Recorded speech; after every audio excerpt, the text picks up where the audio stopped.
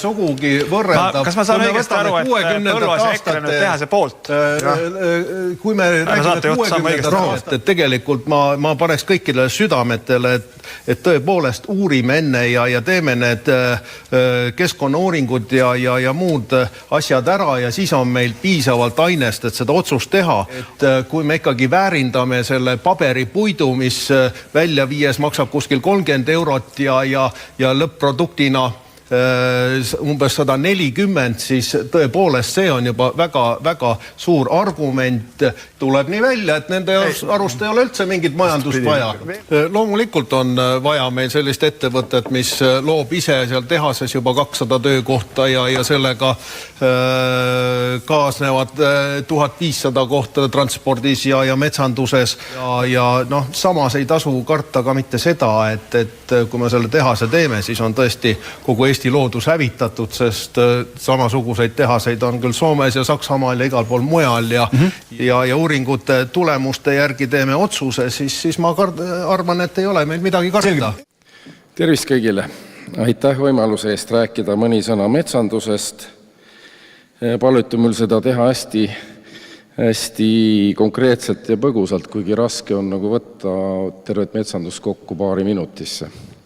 Ma loodan, te annate mulle andeks, kui ma koorman nüüd teid kiiresti hulka arvudega.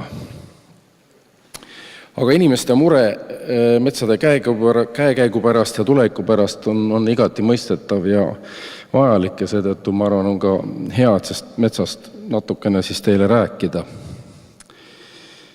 Eesti on metsarikas maa. Pole mingit kahtlustki. Üle poole meile maismaast on kaetud metsaga ehk üle 51% on meil... Mida?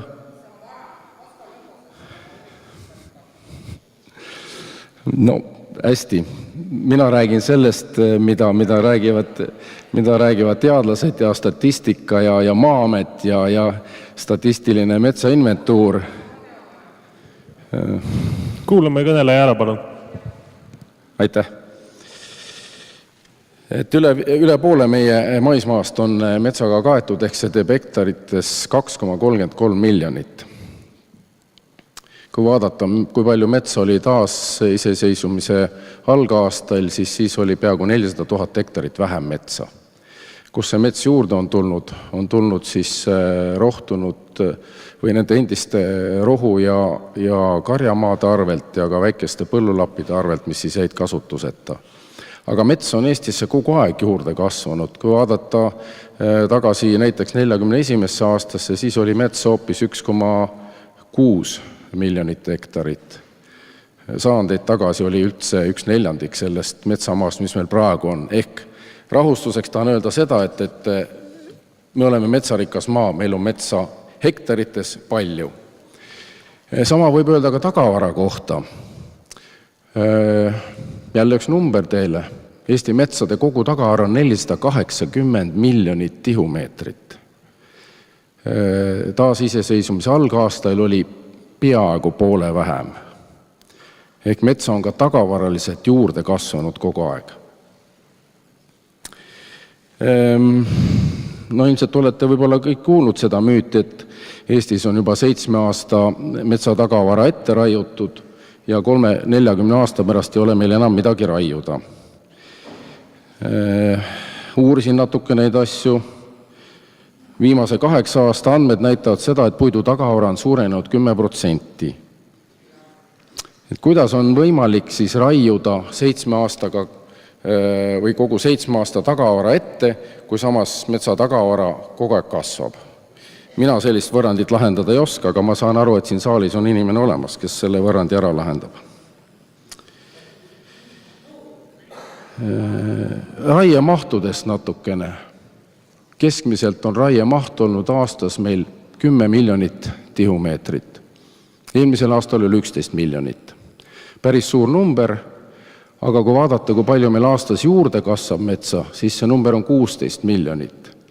Ehk me oleme kõikidel aastatel raiunud metsa alla juurde kasvu ja päris tunduvalt alla juurde kasvu.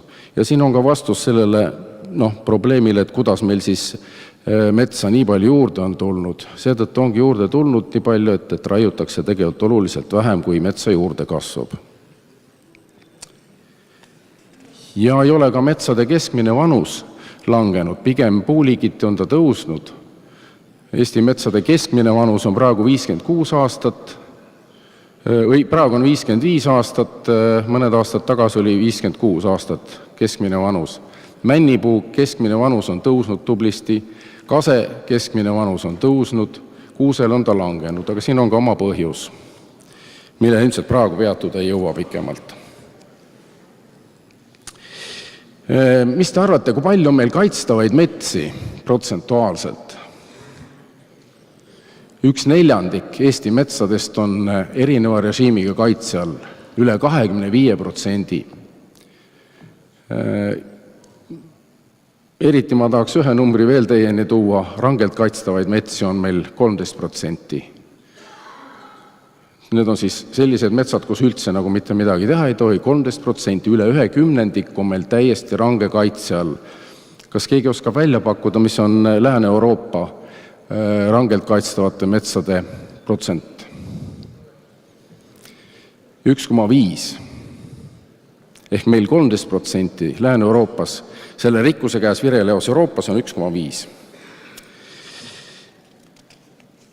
Nii, on mul veel aega, ma saan aru? Või natukene, jah. Ma tahaks rääkida natuke riigimetsast. Nagu ma ütlesin, meil on 2,33 hektarit metsa, sellest Maa-ameti andmetel on riigimetsa 1,4 miljonit hektarit. Eks see on siis see mets, mida RMK haldab.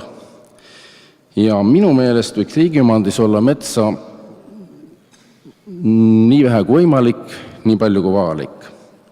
See põhimõte käidi ju välja ka Eesti taasiseseisvumisel. Ja metsade osas tehti veel selline kokkulepe, et riigimetsadeks jäävad ainult endised riigimetsamaad. Endisi riigimetsamaid oli poole vähem sellest, mis on praegu RMK käes. Ehk mina mõtlen sellele, et tegelikult see osa tuleks ikkagi riigilt tagasi võtta, erastada inimestele, kes elavad maal, kes tahavad seal toimetada, maamajandusega tegeleda. Võimalus on ka nendest metsadest moodustada kogukondlikud metsad, mille üle järelevalvet ja kontrolli teostaksid kohalikud omavalitsused. Majandada võiksid neid piirkondlikud metsaühistud ja sellega me tagaks ka olukorra, kus nende metsade majandamine ei läheks vastuollu kogukonna inimeste tahtega, kui järelevalvet teostab kohalik omavalitsus.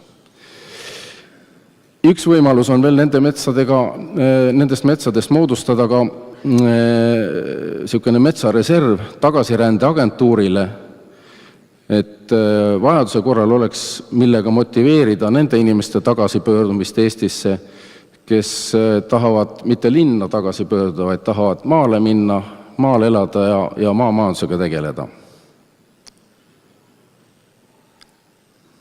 Ma arvan, et ma siinkohal nagu lõpetan. Sugugi võrreldav. Kas ma saan õigesti aru, et Põlluaas ja EKRE nüüd teha see poolt?